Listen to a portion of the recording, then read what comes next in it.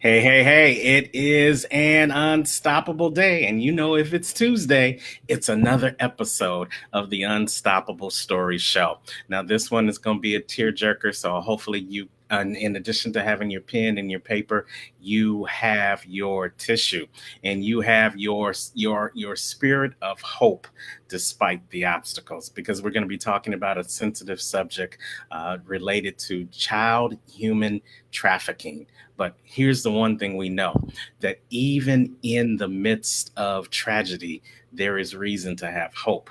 There is reason to understand that what you are going through is going to help you grow through, to help somebody else along the way, so that they will not be abandoned and forgotten.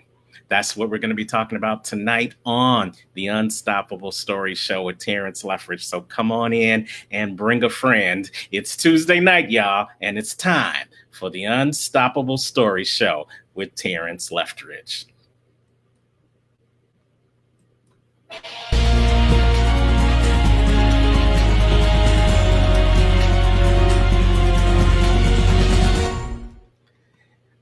Welcome back to the Unstoppable Story Show with Terrence Leffridge, where we talk to ordinary people with unstoppable stories so that you can focus on not what's stopping you, but what you are able to do. I'm your host, Terrence, the Unstoppable Coach Leffridge with Unstoppable Coaching Services, and we thank you for tuning in each and every Tuesday night to quality programming on the Unstoppable Story Show. And tonight is going to be no different. So I hope that you guys will come on in, that you will do what we always ask you to do. If you are watching us live, go ahead and put the number one in the feed. And if you are watching the replay, well, that's okay too. Just go ahead and put that number two. And also let us know where you are watching us from, because we definitely want to represent you and want to shout you out. And we want to let the world know that quality programming is not only happening in a city near you, but in a country near you as well. So come on in, swipe and share. Come on in, like and share. And hey, if you really want to go all the way out, why don't you come on in and start a watch party, because we've got some great information and a great story that we want to share with you this evening. But before we go there, I want to let you guys know about this phenomenal event that I am so glad to be partnering with, coming up on June 19th and 20th. On June 19th and 20th, I am getting together with my great friend, Mr. Velton Showell of the Leadership Dynamics Academy. And we are going to be sponsoring 17 hours of quality programming featuring real men.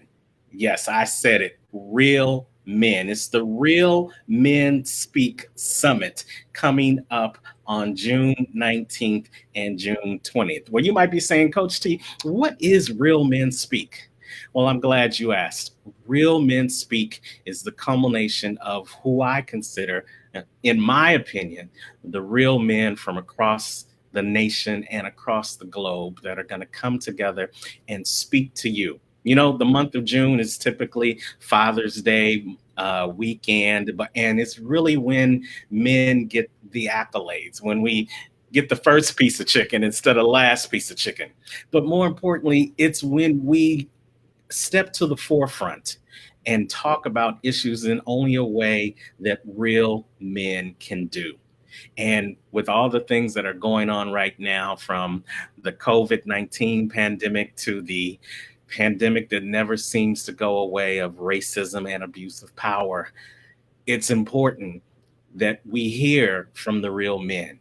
It's important that we hear from the real men and the real women who support the real men as we lead ourselves through this time of crisis into our new normal. So we are going to be having some phenomenal speakers from across the country and, yes, across the globe, coming into your computer screen, or wherever you may have it, on June 19th and June 20th. We're going to have some heavy hitter speakers like Dr. George C. Frazier of the Power Networking Conference and Dr. Dennis Kimbrough of the book Think and Grow Rich. It's a Black thing. We're going to have Anthony Russo from Be the Change organization. And we're going to have Jeff Martinet Jr. from the movement Make Every Second Count. And that's just to name a few. And what is just going to be missing is you if you don't register for this free event that's coming up on June 19th and June 20th. It's the Real Men Speak Summit hosted by myself and my friend Velton Showell of the Leadership Dynamic Academy. Go on over to bit.ly/real men speak, and you can get all the details about this once in a decade. We're in a new decade, y'all. This once in a decade life-changing experience. You don't want to miss it. Come on over to bit.ly/real men speak and sign up today for the Real Men Speak Summit. So that is definitely something that we want you guys to be a part of. We want you to come on in and make yourself known. And we definitely want to encourage you. We want to entertain you. But more importantly, we want to motivate you through this time of crisis. We want to lead you into the new normal so that you can not only survive, but thrive as you continue to live your life on the next level. All right, you guys. So let's get into tonight's show. Tonight's show, we're talking about another heavy topic. And I know you say, wow, Coach T, we got a whole lot of heavy topics going on right now. But here's the thing about it. There is distractions out there in the world. Let's just call it what it is. And every time something is happening and the world doesn't want you to know about it, we tend to create something else as a distraction to take away from those things, whether it's a distraction talking about the economy to take away from the health issues that are facing us in the pandemic, or whether it is abuse of power or militarization to take away from the hurt and the pain and the sorrow that is in our world today, or whether it is letting governments get away with atrocities only because they are providing financial incentives or political incentives so that you don't see some of the atrocities that are happening in foreign lands as well as on US soil. And that's one of the things that we're talking about tonight. We're talking about human trafficking and specifically child trafficking with someone who knows about it firsthand. She is author Dana Priyanka Hammond, and she is the author of the book Abandoned but Not Forgotten. Abandoned but Not Forgotten, that's going to be released on June 18th. Now, I'll tell you a little bit about Dana, and then we'll bring her on so she can really give you the 411 about who she is. But Dana Priyanka Hammond is a mental health paraprofessional by profession, but she's the best-selling author. She has a number of books already out, but she's got this new book that's coming out on June 18th called Abandoned but Not Forgotten. It's a powerful memoir of Dana Priyanka Hammond, who, as a 4-year-old child, was abandoned in a train station in India. And through her life, she faced many trials and tribulations, from abandonment to abuse, assault, and being a part of a broken foster care adoption system in America. Yet she has overcome all of these obstacles stacked against her to become a strong woman thriving today. And her mission is twofold: to end the business of human trafficking and to scour the earth to find her birth parents who she hasn't seen in decades. Her goal is to ultimately do a documentary film on this journey so that she can see how she can support and make a difference for her own healing and bring hope to those that she meets along the way. And we are so glad that she has taken some time to join us here today on the Unstoppable Story Show. So let's welcome to the stage Miss Dana Priyanka Hammond. Hey, Dana, mic check, 1 2 1 2. Can you hear us? I can hear you. Welcome, welcome, welcome to the Unstoppable Story Show. How are you this evening? I am well. Thank you for asking. Well, thank you for taking time out of your busy schedule. I know you're doing a lot promoting this upcoming book, Abandoned but Not Forgotten. It is a heart wrenching as well as a heartwarming story. And we're going to hit both of those dynamics over the course of this show. But why don't you take a second and just, as always, I know you can do far better justice than I can in telling your own bio. Introduce yourself to the Unstoppable Stories family. My name is Dana Priyanka Hammond. I'm a survivor of human trafficking, potentially adoption trafficking. But I came to the foreign land, which is America, from India, born and raised in India, grew up in America, and just to go through abuse and then becoming an overcomer through the circumstance of people saying you can, people wanting to see me dead, and people attacking my character, but to also prove that I am mentally stable compared to what they believe, and they just didn't want me to overcome and succeed in life, but I did not receive that, and I fought for myself as well as my future seed. And this is why I have become unstoppable and becoming even more successful. And unstoppable, yes, you are. Let me show a copy of the book. The book's cover is just phenomenal, and it is called Abandoned but Not Forgotten. You guys can see it on the screen for Dana Priyanka Hammond. Tell us about the book cover, because there's a real great, interesting story about the book cover. Yes, it definitely has an interesting story. There's a meaning to my book cover. So the Earth stands for me searching for my birth family, scoring the Earth, trying to look for them as I am now.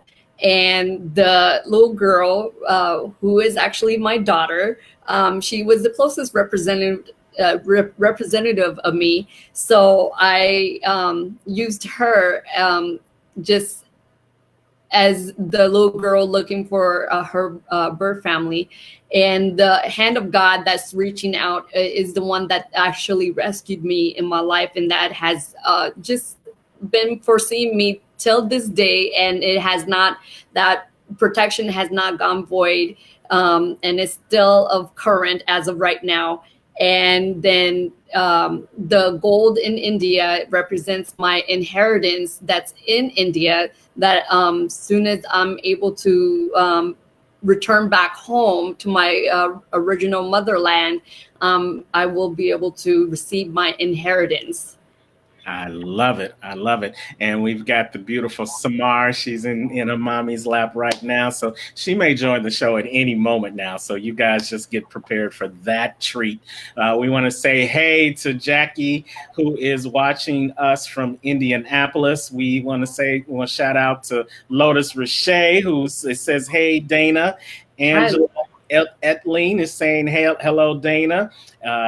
Lotus is saying that she loves the cover. Yes, we definitely love this book cover. So let's jump into it because, I know uh, even though you are not that 4-year-old little girl anymore, to continually tell this story, to write this story in a book, and now to go out and promote it. I know it's probably still a little rough sometimes to tell the story, but let's give our audience some history as to why this story and telling this story became important to you.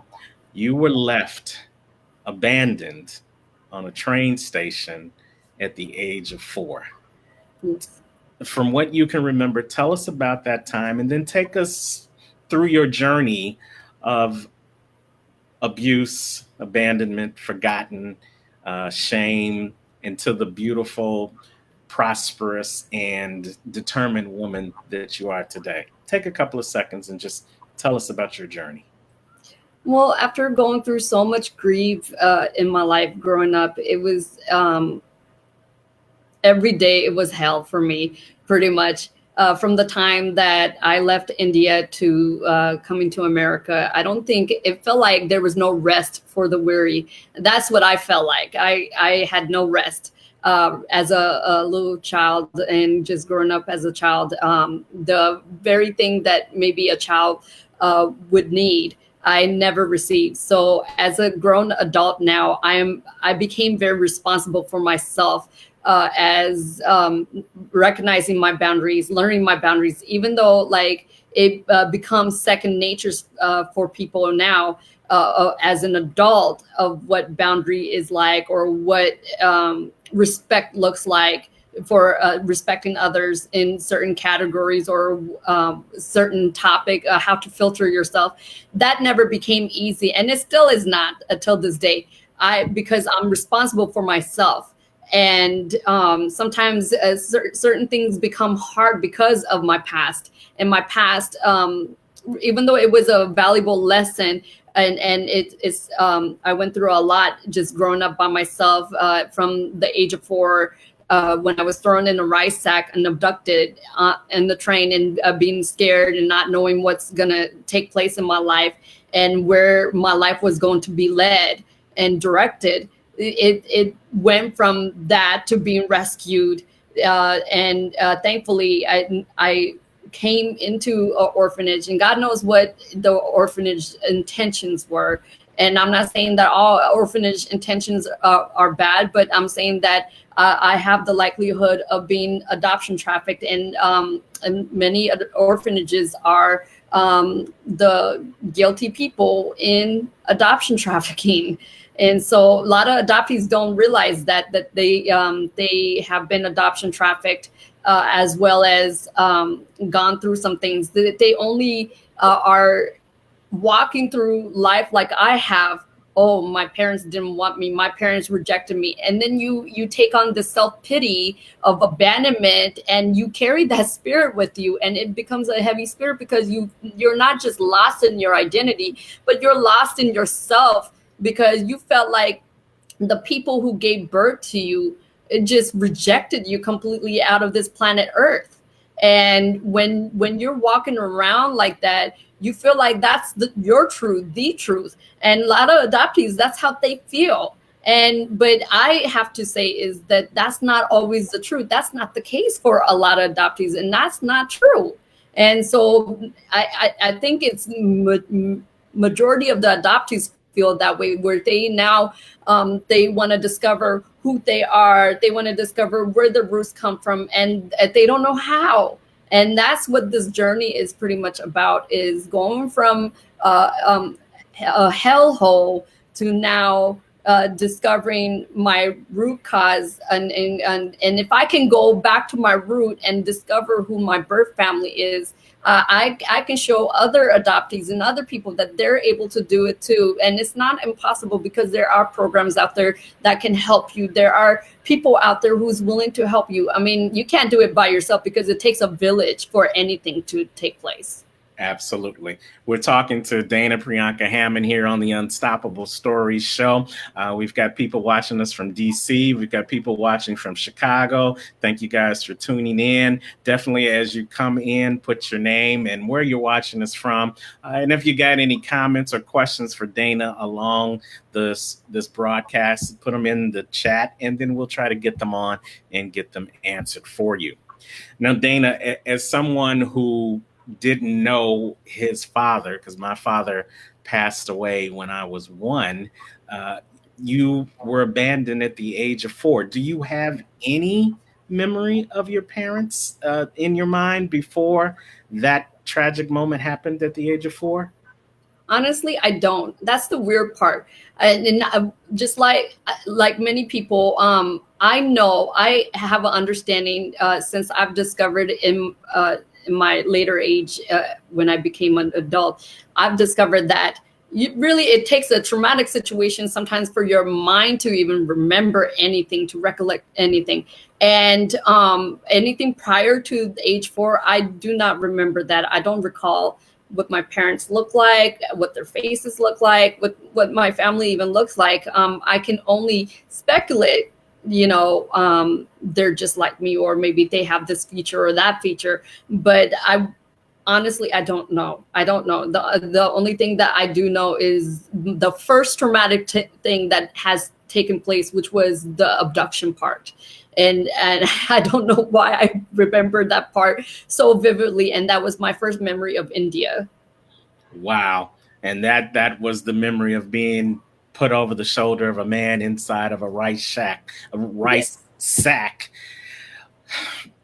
I can't even fathom. I can't even begin to wrap my head around what that must have felt like. What from your recollection, what did that feel like to you? And was that the first time? Did you even know that the word abandoned existed at that moment in time? No, I did not. I honestly, really truly felt abandoned, was when I experienced abuse with my first adopted parents here in America. Abandonment I didn't really experience that in India. India was more like, okay, I'm going through a very traumatic situation that's very scary.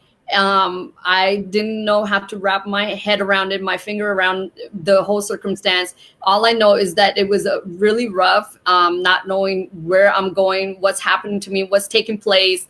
All I know is that my life was put in this stranger's hand, and God knows where that was. And if you know that oftentimes children, when they get abducted, it's either they're being adoption trafficked, or they're being sex trafficked, or they're and those are the people that's called untouchables, the people out in the streets. And then that's why, like, a lot of children you see out in the street that have become beggars, those are untouchables. The children who have become sex slaves, those are the untouchables, and that's the lowest of the lowest. That's a class that's even lower than the poor people. And people just treat them like they're dogs, not even better than dogs, and it's terrible. And that's why they call it the untouchables. Oh man. And human trafficking isn't something that's new. It's not new to the United States. It's not new to the world. But it's really difficult to find reliable stats. As I was doing some research in preparing for this interview, I tried to look at the human trafficking stats for India, and it kept taking me back to like 2014. So this was like almost 6 years after you had your conversation with God to start this journey on creating this book. But even then, it was like almost 800,000 people were human trafficked from India to other parts of the world in that year. So do you know any statistics about what the human trafficking numbers are today in 2020? Honestly, human trafficking numbers, I don't think they have legitimate numbers, because of the fact that not everybody gets reported. And not what's happening here in America, the numbers are so low. But there's so many more souls and lives that's being trafficked, but it's going unreported. That's my problem that there's going on. Because if that happened to me in I was found in 1984, about 1989, then God knows how many more people that is not being reported. And that even here in America, what's happening here, the numbers are not up to date. I mean, they can only try their best, because not everybody report a missing child or missing person, missing woman, or whoever that is. But even if it's in organ trafficking, it's like you don't know who's missing. So it's safe to say that the number that we probably have in our head is probably low, and Yeah. then we need to think a little bit higher as far Yes. as what the actual number is. I, Yes. I understand, and again, thank you for bringing this issue to light through your story and through your journey. So, over the course of your life, how many adoptive homes were you a part of, or how many foster homes did you find yourself in? Throughout my life, I found myself in two adoptive homes. Oh Lord,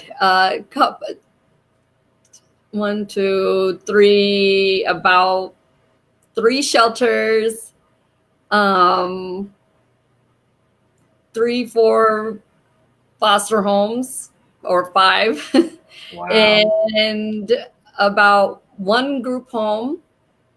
Yeah, but they're all the same, pretty much, and then one orphanage. But over Oh, the course of your life, you found yourself in 10 different families, 10 different situations, 10 yeah, different places that was not your home. Did, yes. did being in those 10 different situations, did they change you each and every time, or did you find yourself uh, being changed over time, period? No, for a child, it's very burdening because everybody likes security. And when you grow up being tossed from home to home, places to places, and then when you finally start recognizing the difference, it starts wearing on you, and you just want a stable life, and you're like, oh, can I just settle in? And I eventually started getting tired. Yeah, it's rough. And what did that lead to? You talked about in your book that you started having some health issues. You started feeling certain types of way. You started having some bouts with depression. Talk a little bit about that. Well, depression came after just being neglected with my first adopted parents, and I was very suicidal at a young age. And but the force that stuck with me, it stopped me from even killing myself. Actually, it was fear. Fear took place where I was just too afraid to kill myself, and I said, "No, I don't want to die like this. This is not the way to go." Even though I did not want to live on the planet Earth, and I felt like my life was not valuable, and because that's how I was treated, I was not valuable, I was not wanted by anybody, and no matter which way I turned, I just wasn't wanted. I just wasn't a lovable child. That's what it felt like to me. Like nobody wanted me, nobody loved me, cared enough to love me, and just willing to invest in me like that. And so when you go through that life circumstance and then grow up in shelters and foster home, that really wears on you.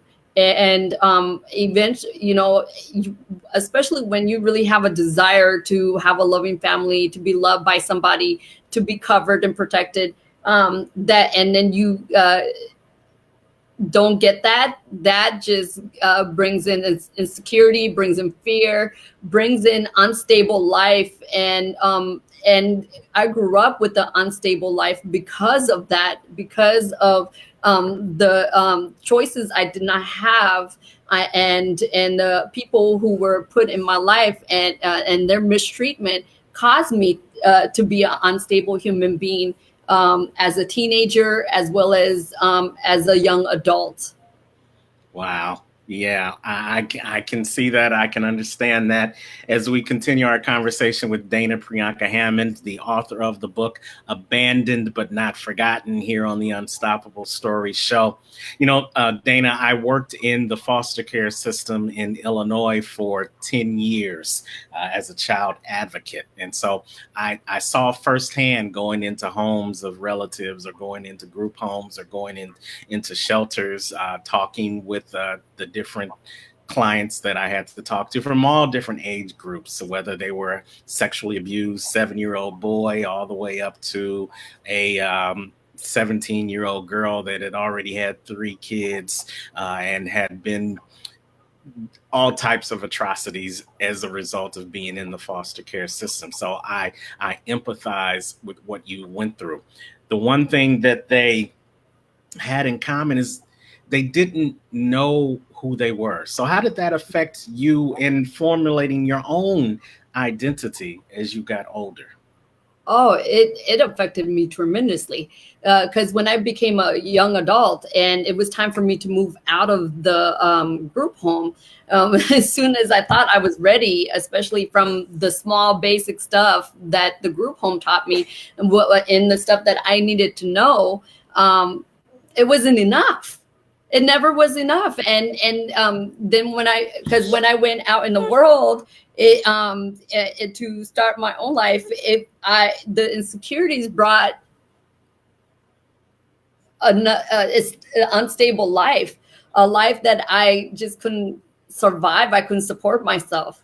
And I don't know if that's because I didn't have therapy, I didn't have counseling, I to keep myself stable. But I didn't know which pathway to go, which path to take, and I really felt it at a young age in my young adult life. Like I was going to die at the age of 20. Yeah. I literally did. Wow.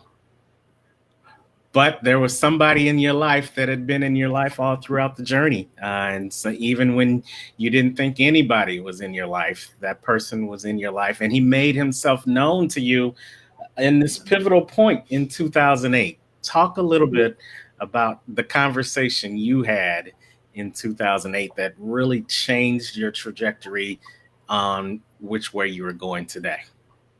Well, the only being that changed my life, well, which it takes time, because if it took time to get to where I am now, and it's not no walk in the park, especially in identity, it took time even then. And so because I was so lost in my identity and me not knowing who I was, it really took God to enter in my life. And when I heard his voice back in 2004, I came into recognizing who the Lord Jesus was. And I heard his audible voice call my name. And I've had such a life-changing moment from then on. Because of that life-changing moment in 2008, he gave me my first identity. And he told me, first of all, Dana, you're a child of God. Second of all, you are an author. And that's when I had a conversation with him, and he and I had a conversation, back and forth conversation, mentioning how am I an author and why is that my considered to be my first identity. And if many know the Lord, they know that whatever the Lord says, it goes, and he does not waver, he does not change. He changes not. And when he says you are such thing, you are such thing. If he says you're pink, you're pink. If he says the sky is blue, the sky is blue. He doesn't change his mind. Everything has to be obedient to him. And so he told me that I was an author and that he wanted me to write my story. And then he told me that there was going to be many more books to come after that. But he said, if you are willing and obedient, you shall eat the good of the land. And then I was like, well, how can I do this? I've never written a book before. I've never wrote my story before. This is going to be hard. I don't know if I can do it, because it's the hell that I went through. It's my experience from the age of 4 and on. Anything before 4 years old, I don't remember, so you want me to write this in a book? What do you mean? So he told me, what I want you to write. This is what I want you to write. And I was like, okay, well, how do I start? And he said, well, do it on Word, So there was this conversation, back and forth conversation, that he had with me, and how to start, where to begin. And that was my first beginning of healing journey that he took me on, which little did I know it was also going to be my identity journey as well. That is a powerful testimony. And, I'm typing here in the background because I'm taking notes as well. But, what you said is so powerful that we just have to put it on the screen. And that is the verse from the greatest book, in my opinion, ever written, second to Abandoned but Not Forgotten. But it is the Bible. And in Isaiah 119, it says, if you are willing and obedient, you will eat the food of the land.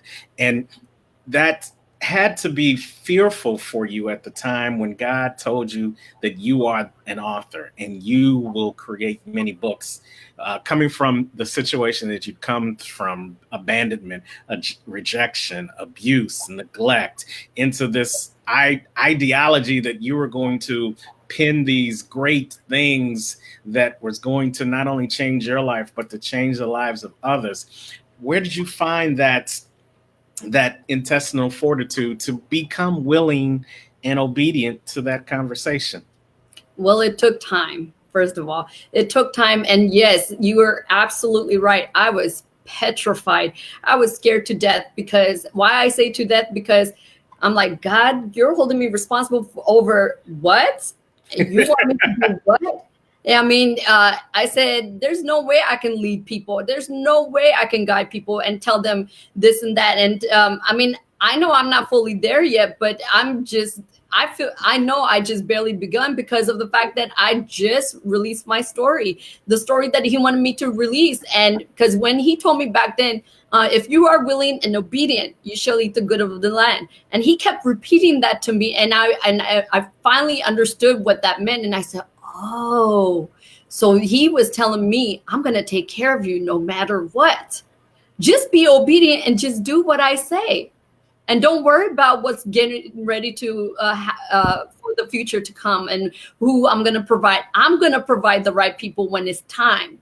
I'm not going to make you look stupid, because my excuse was, oh, well, I don't want to look stupid because, at the time, because of fear, fear had me bound. Abandonment had me bound. Rejection had me bound. My words on how I told my story, I would vomit all over people, and it would make it look like I was the victim and not the victor. And I talked like I was the victim. And that's where I was then. But if you knew me from then to now, you can see the language difference of how I talk and how I walk. Even in my walk, it shows. Even in my personality, it shows. Because I'm not wearing it like a cloth. I'm not wearing the victim mentality or the victim mantle on me. Right. The mantle's not there anymore because I've been delivered. I've been delivered from abandonment. I've been delivered from rejection. I've been delivered. And and it took that experience to walk through the healing journey just to get to where I am now, to be able to tell my story in a healthy way. It took a loss of my first book to rewrite this book, to even get here. And then when people do come against me, I just personally, I'm really quick at getting rid of people, because if they're toxic in my life, and if they keep attacking my character, I know for the fact that it's because they don't know me and they're not interested in getting to know me.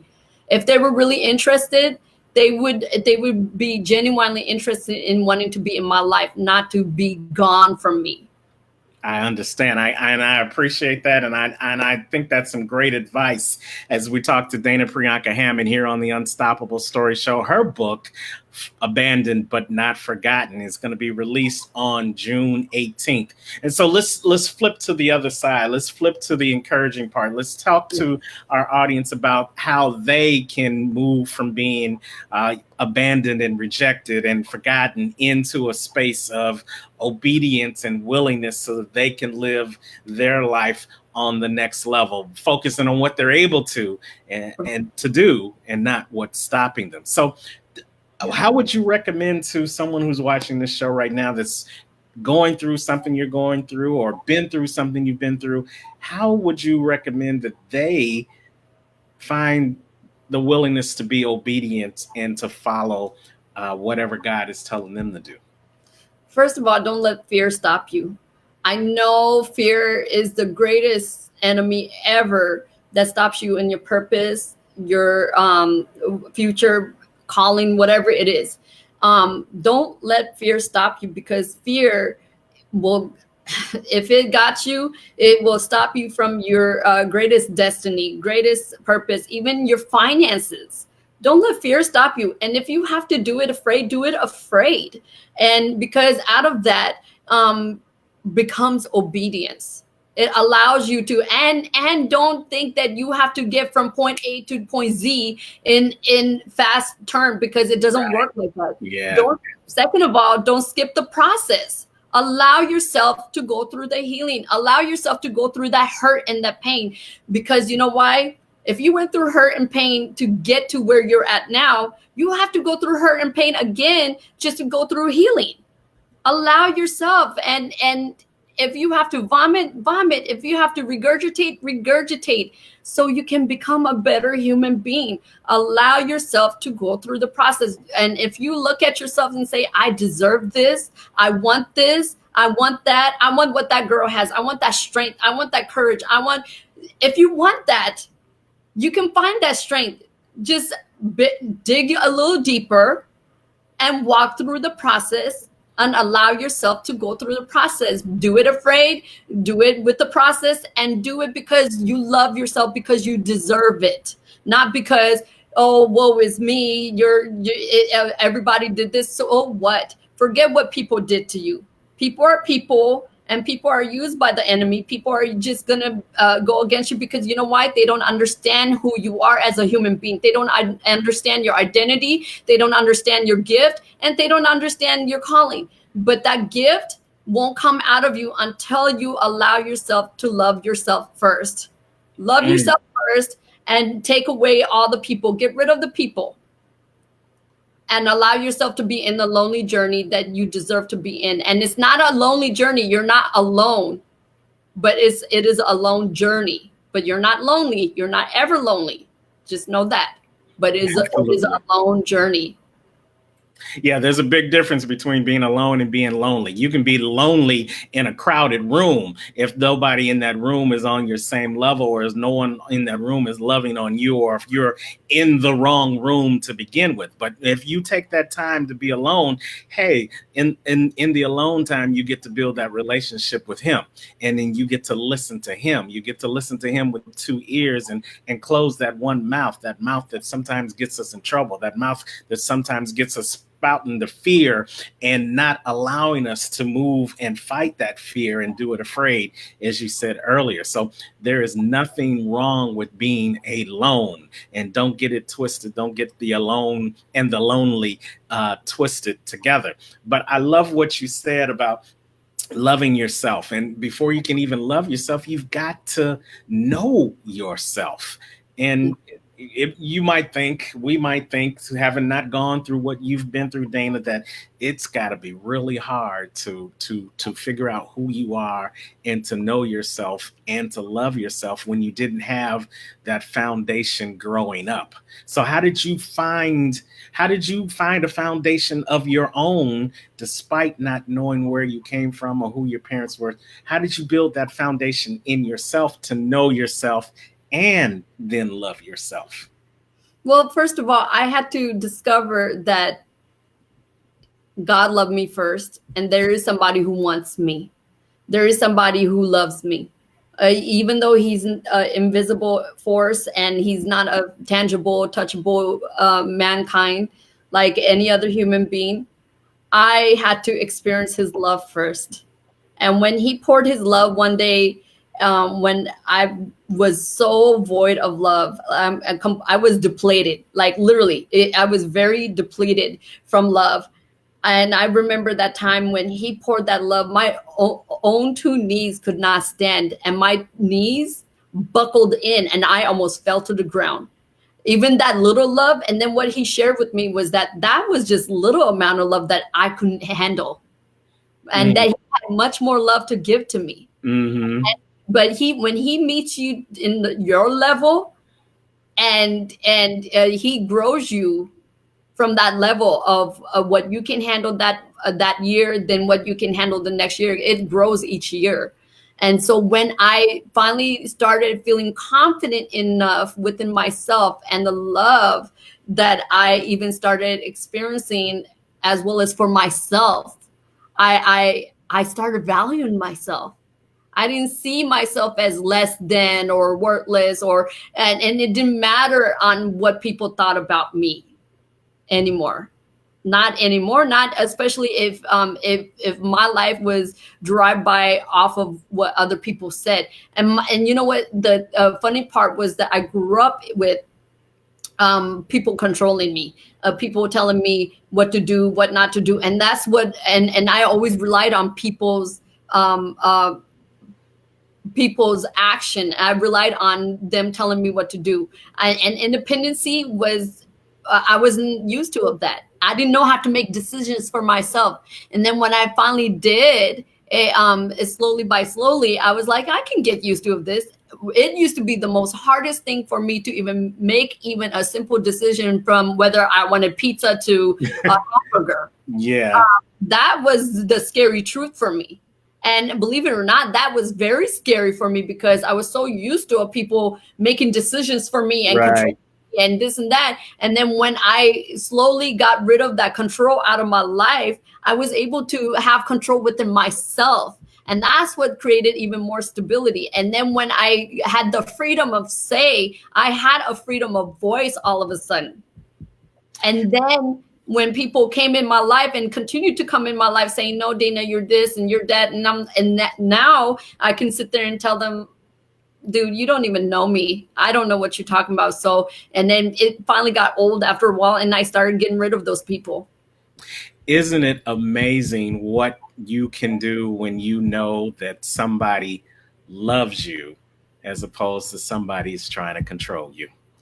I mean, just it was your story just had a night and day turnaround when you recognize that you are no longer being controlled by the different places that you've been placed in, adoption institutionalization, as I call it, versus knowing that God loved you and God created you. And I heard you on another show say these powerful words, that you recognize that because God loved you, that you mattered, and you recognize that because God loved you, that you really do exist. You're not just a ghost. You're not just somebody who just people pass by and don't recognize you. And you recognize that you had a testimony. And Yeah.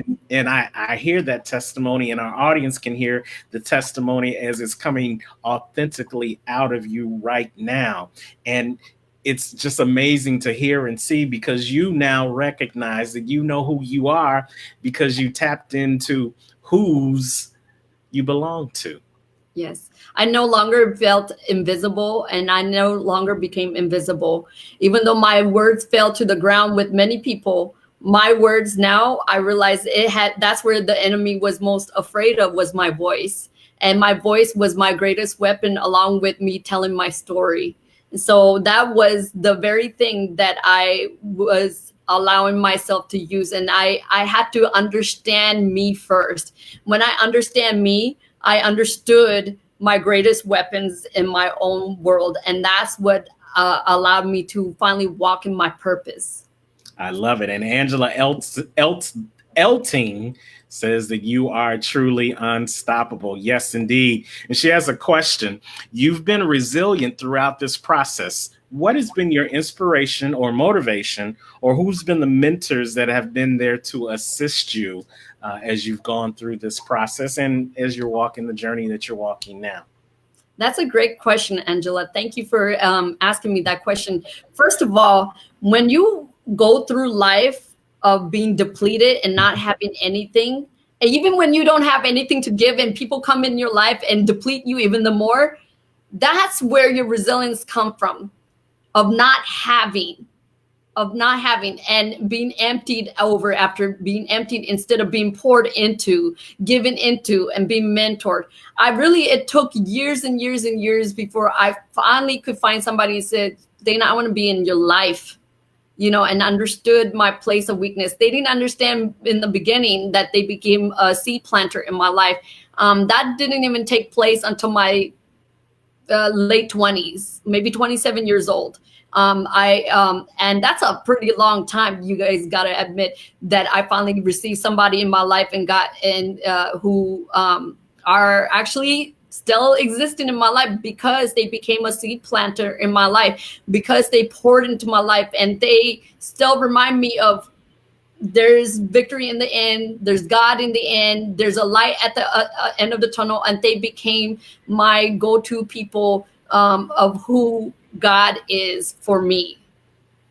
And that's fabulous. You know, God always sends us seeds, and he always sends us that ram in the proverbial bush to help us, to let us know that you don't have to do this by yourself. Even though you may feel abandoned, even though you may feel forgotten, even though you might feel like you're just out there all by yourself, there is always somebody that God has brought to put into your life, to ride that train through the journey of your life with you. Now, let's be clear.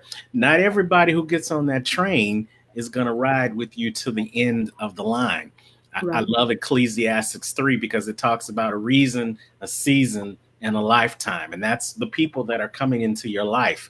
They come into your lifetime either for a reason, to help you overcome something, get through something, learn something, or they come in for a season. It was just that time in your life where you needed that person to be there, or you needed to experience something in that season, and that person was that manifestation. But when you find those people, those ride or die people, who are going to be with you through the hard times, is going to be with you through the train derailments, and to help you get back on track and to get those journeys. Those are people that you know that were God sent to you. And I know there's some people out there for you, and I hope that you continue to tap into them and utilize them as you continue on this journey towards finding your birth parents, and to the documentary that you hope to turn this into. And with that, I think you summed it up in this point, that people have to realize that even though that they may have been abandoned, or they may still feel abandoned and forgotten about, or feeling less than, they have to recognize that not all is lost.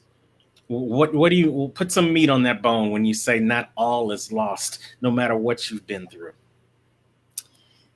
When God sent a prophet to speak to those dead bones, that's what I'm talking about. He spoke to those dead bones, and they became alive. And if you feel dead in your life, you too will become alive. And that prophet says, spoke to those dead bones, and flesh came on, blood came on, everything came on. People were living. Not when I say not all is lost, it means whatever that you're going through that made you feel dead, and if you do feel dead, you can be revived again.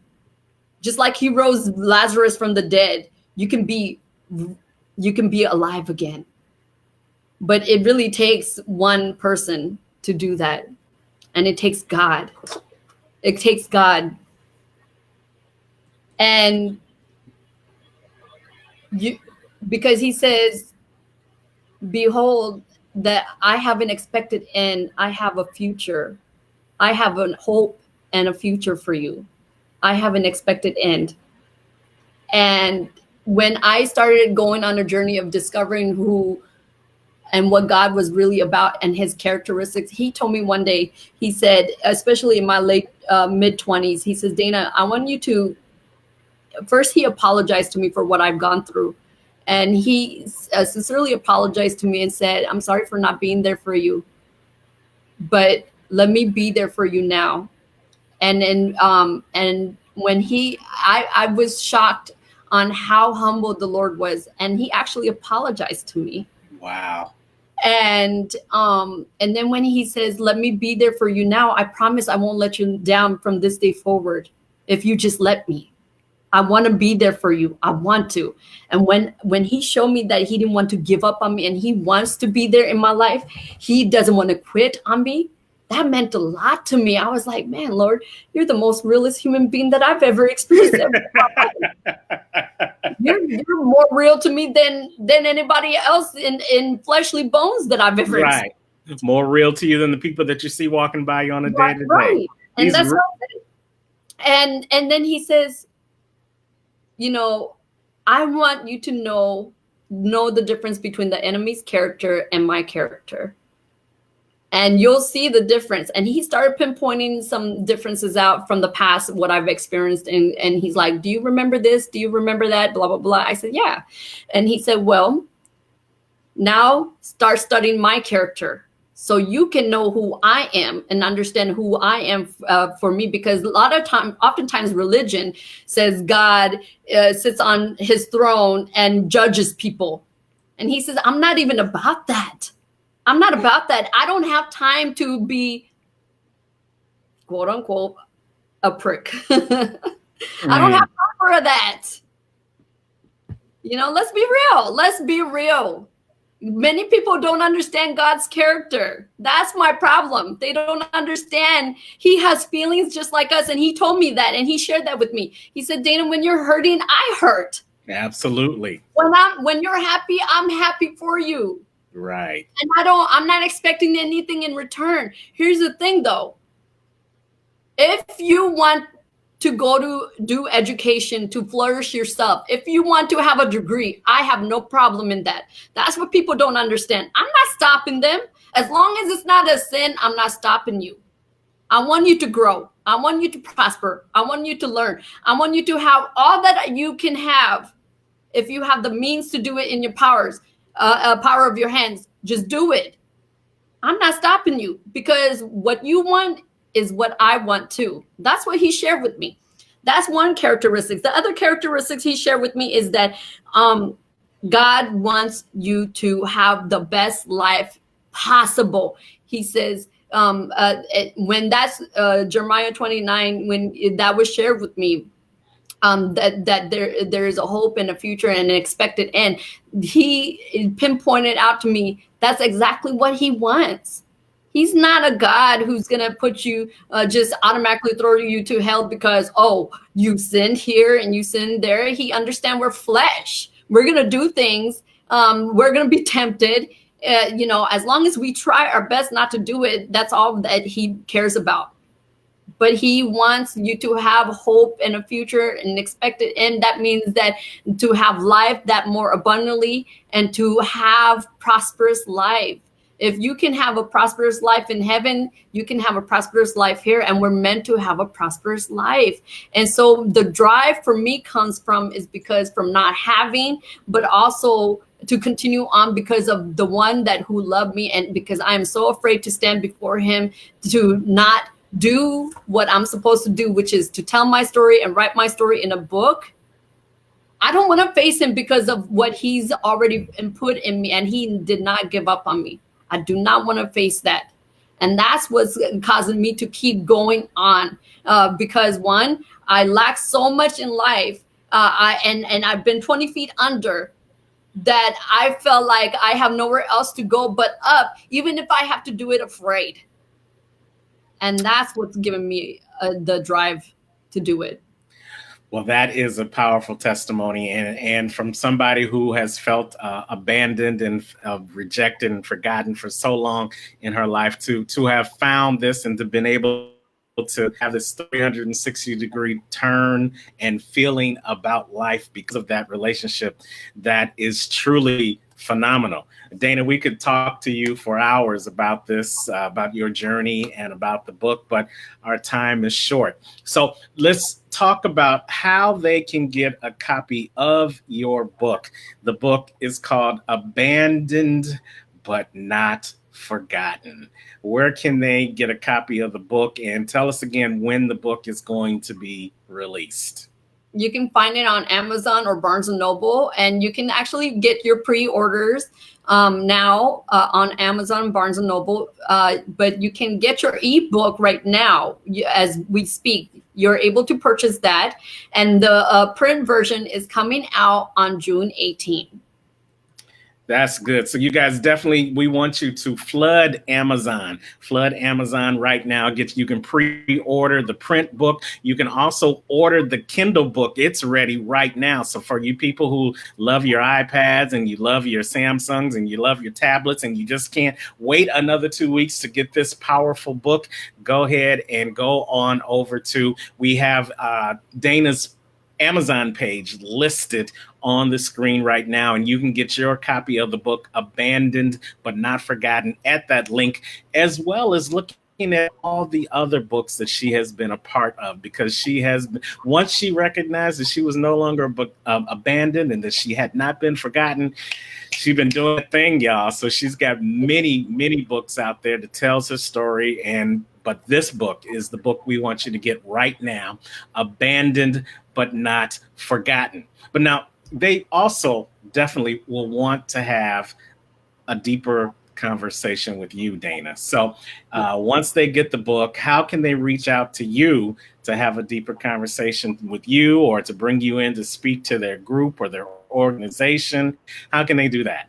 Well, I have a website out for human trafficking. So it's my main human trafficking website to educate people in differences in trafficking, adoption trafficking to organ trafficking, as well as a section about Dana, where you can reach out to me or book me for event, a speaking engagement event, or anything. It's called humantraffickinginc.com. UnTraffickingInc.com. Let's throw that up there on the screen so people can have that information. You can check her out if you want to book her to come tell her story for your group or your organization. Go to humantraffickinginc.com.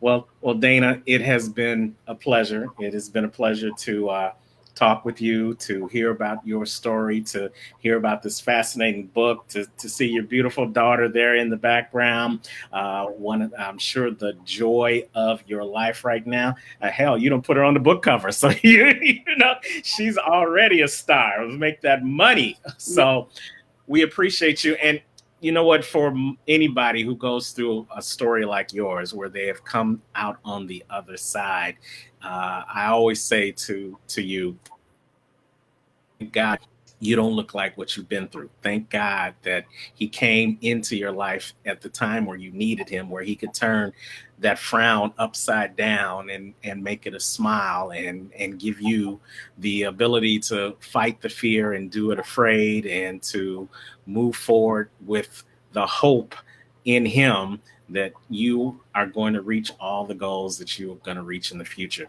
And I can't wait to have you back on the show after you have found your birth parents, and talk about that reconciliation, and to talk about turning this book into a documentary. So the door is always open for you to come back and tell the rest of the story. Will you do that for us? Yes, I definitely will. Thank you so much. I appreciate you inviting me. I appreciate everybody listening to me. Thank you so much. I will definitely come back. Thank you. You are welcome. I'll throw just a couple of final comments. Lotus Roche said there will always be obstacles and hurdles, but continue to break each and every one until you fulfill your mission. Angela said, very powerful testimony. Thanks for sharing. Absolutely. Thank you so much, Dana, for coming on the show and sharing your testimony. God bless you. God keep you. And may God continue to travel with you so that you will know from this point forward that you have not been forgotten, and you are definitely not abandoned. Don't go away. I'm going to close out the show, and then we'll talk a little bit afterwards. Okay? Okay. All right, you guys. That is Dana Priyanka Hammond. Make sure you get a copy of her book, Abandoned but Not Forgotten. Abandoned but Not Forgotten. You can go and get more information about Dana at humantraffickinginc.com, or you can go to her Amazon page and get more information about how you can order her book and all the other books that she has put out over the last couple of years. So I appreciate you guys for always watching always tuning in to the Unstoppable Story Show, where we talk to ordinary people with unstoppable stories. And we focus on helping you learn what you're able to do instead of what's stopping you. If you want to be a guest on the Unstoppable Story Show, you can reach out to me. Just simply email me at info@unstoppablecoaching.com. That's info@unstoppablecoaching.com. And who knows, you may be the next guest on the Unstoppable Story Show, where we talk to ordinary people with unstoppable stories. And as always, wherever you are in the world today, you know what I say. Don't just make it a great day. Recognize that you matter, you exist, and you have a testimony. So never feel abandoned, never feel forgotten, but always be unstoppable. We'll see you next week.